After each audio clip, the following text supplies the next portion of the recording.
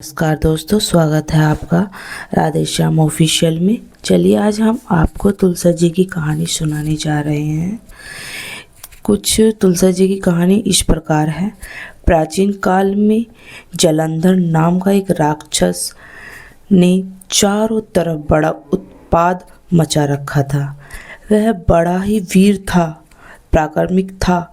उसकी वीरता का रहस्य था उसकी पत्नी वृद्धा का पतिव्रता धर्म। उसी के प्रभाव से वह सार्वजनिक बना हुआ था।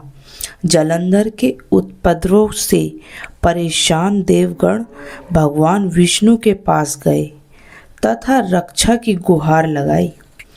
उनकी प्रार्थना सुनकर भगवान विष्णु ने वृद्धा का पतिव्रता धर्म भंग करने का निश्चय किया।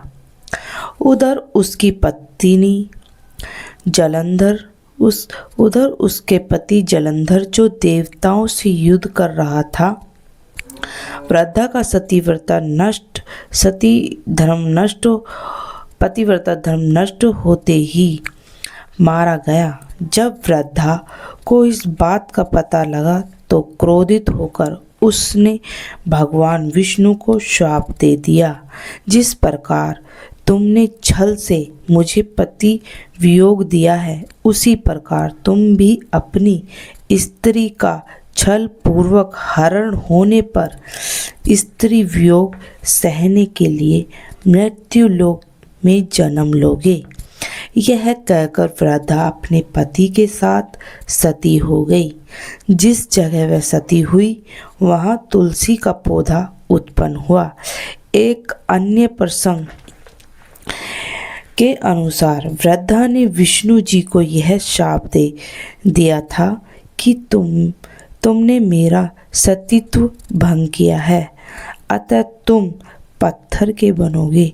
विष्णु बोले, हे वृद्धा, यह तुम्हारे सतीत्व का ही फल है कि तुम तुलसी बनकर मेरे साथ ही रहोगी। जो मनुष्य तुम्हारे साथ मेरा विवाह करेगा वह परम धाम को प्राप्त होगा। बिना तुलसी दल के शालिग्राम या विष्णु जी की पूजा अधूरी मानी जाती है। शालिग्राम और तुलसी का विवाह भगवान विष्णु और महालक्ष्मी के विवाह का प्रतीकात्मक विवाह है। इसी दिन देवउठनी एकादशी को हम तुलसी और शालिग्राम का विवाह कराते हैं। विष्णु जी जब पत्थर के बन गए थे तब उन्हें शालिग्राम का नाम प्रदान हुआ था। उन्हें इसीलिए शालिग्राम के नाम से जाना जाता है। ये थी मेरी तुलसा जी की अद्भुत कहानी। इसे पूरी सुनिएगा, प्लीज़ स्किप नहीं करिएगा। और जो मेरे चैनल पर नए हैं चैनल को सब्सक्राइब करें, लाइक करें और कमेंट्स करें आपको कहानी कैसी लगी। प्लीज़ ज़्यादा से ज़्यादा सपोर्ट कीजिएगा। मैं आपके लिए अलग अलग प्रकार की कहानी लेकर आऊँगी। राधा रानी की, एकादशी की, प्राचीन काल और तुलसी महारानी की तो मैंने आज सुना ही दी है आपको। इसीलिए मैं आपके लिए बहुत सुंदर सुंदर कहानियाँ लेकर आऊँगी। विष्णु भगवान की कहानी लेकर आऊँगी और वैष्णो देवी की कहानी लेकर आऊँगी। सभी प्रकार की कहानी लेकर आऊँगी। लक्ष्मी मैया की कहानी लेकर आऊँगी। ये जो हमारी तुलसी महारानी है, इनका विवाह हर साल हम देवउठनी एकादशी को मनाते हैं। इसी दिन से हमारे शुभ कार्य प्रारंभ हो जाते हैं, मतलब विवाह वगैरह प्रारंभ हो जाते हैं। कल से ही हमारे विवाह प्रारंभ हो जाएंगे और जो भी हमारे शुभ कार्य अटके हुए हैं वे भी प्रारंभ हो जाएंगी। जैसे ही मैंने आपको तुलसा महारानी की कहानी सुनाई है, इसमें जो विष्णु भगवान थे इन्हें श्राप मिला हुआ था, इसीलिए ये पत्थर के बन गए थे।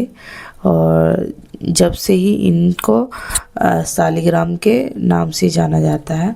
और तुलसा विवाह में भी देखते होंगे कि भजनों में, कीर्तनों में कभी भी विष्णु भगवान का नाम नहीं आता है, शालिग्राम का नाम आता है।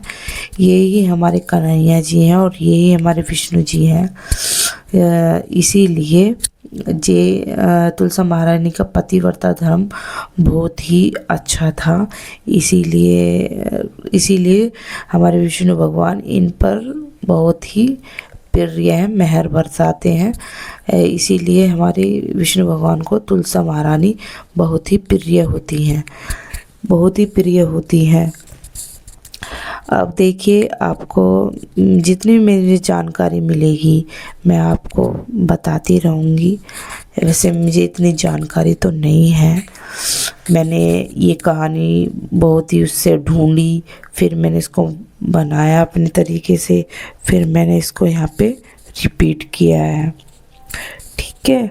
और ये जो तुलसी महारानी हर घर में विराजमान होती हैं। जिस घर में नहीं है वो प्लीज़ लगा लीजिए, और विष्णु भगवान की कृपा हमेशा आप पर बरसती रहे, और लक्ष्मी मैया की कृपा भी हमेशा आप पर बरसती रहे। प्लीज़ दोस्तों सपोर्ट कीजिएगा। धन्यवाद।